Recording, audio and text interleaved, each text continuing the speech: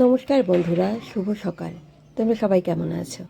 এই দেখো, আমি মায়ের কাছে চলে এসেছি, মানে বাপের বাড়িতে এখন কটা দিন কাটাচ্ছি। ছেলেমেয়েগুলোর স্কুল খুলে গেলেই তো আবার সেই ব্যস্ততম জীবন শুরু হবে। আর আজকে মজার বিষয় কি বলো তো? মায়ের সাথে বেরিয়েছি বাজার করতে। এখন আমরা মা মেয়ে মিলে বাজার করতে যাব। সামনে একটা টোটোও পেয়ে গেলাম। আজকে প্রচণ্ড তাড়া, বৃষ্টি ভেজা সকাল, সেরকম লোকজন ওঠেনি। তাই মাকে বলছিলাম যে বাজার বসবে তো, এত তাড়াতাড়ি চলে এসেছি, কিন্তু বাজারে এসে দেখি একদম বসে গেছে। এই বাজারটার নাম প্রত্যুষা বাজার। খুব সকাল সকালই বাজারটা বসে। আর আজকে চলো দেখি যাই। বহু বছর পর বাজারে ঢুকলাম, এই প্রত্যুষা বাজারে ঢুকলাম। সেরকম বাজার করতে আমার যাওয়া হয় না, কেননা কর্তামশাই সমস্ত কিছু বাজার করে আনেন। তো দেখো, একটা মুদিখানার দোকানে আমরা ঢুকে গেলাম।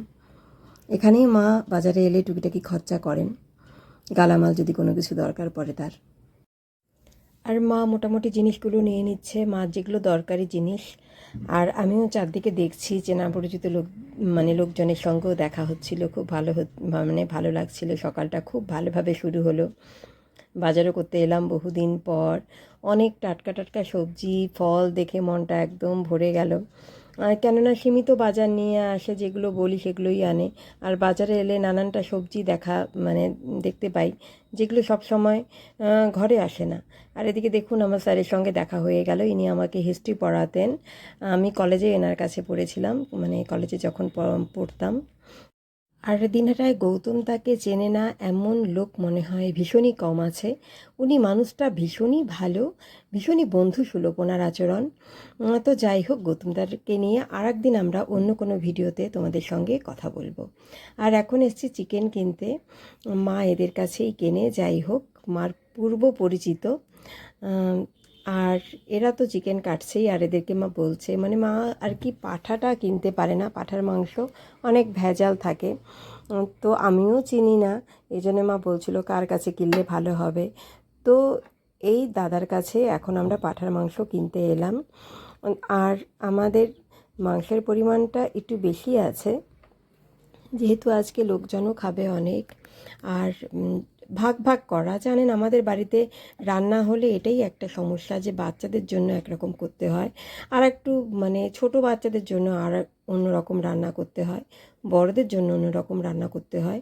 এটা আমার মনে হয় আমাদের পরিবার না, প্রত্যেকটা পরিবারেই যেখানে প্রচুর লোকজন থাকে তাদেরই একই সমস্যার সম্মুখীন হতে হয়। তো আমরা এখন মাছ মাংস কিনে বাড়ির দিকে রওনা দেব, আর টুকিটাকি জিনিসপত্র কেনার। কেননা এখানে খুব একটা জিনিস পেলাম না।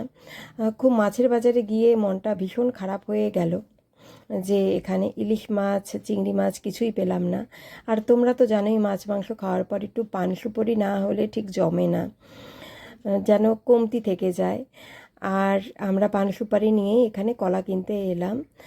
যেহেতু এগুলো মেনলি ছেলে আর মেয়ের জন্যই কলাটা কিনলাম।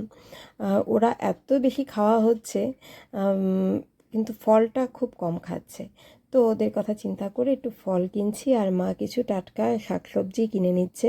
আর তোমরা দেখতেই পাচ্ছ এই বাজারে আমার একটা জিনিস খুব ভালো লাগলো, যে অল্প অল্প জিনিস কিন্তু প্রত্যেকটা জিনিস ভীষণ টাটকা আর এত সুন্দর।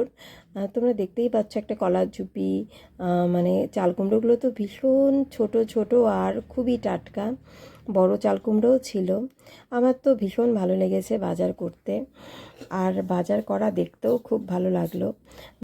তো ঘরে গিয়ে দেখাচ্ছি তোমাদেরকে আমরা কি কি বাজার করলাম। মায়ের বাজার মোটামুটি কমপ্লিট।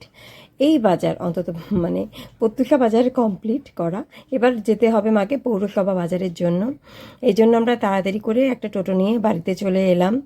এখন সকালের জলখাবার কোনো রকম নম সেরে মাকে আবার জামাইকে নিয়ে বাজার করতে যেতে হবে।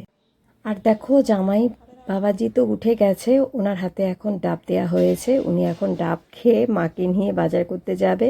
তো কি কি বাজার এলো, কি কি বাজার করা হলো পরে তোমাদেরকে সব দেখাবো পরের ভিডিওতে, সঙ্গে থেকো।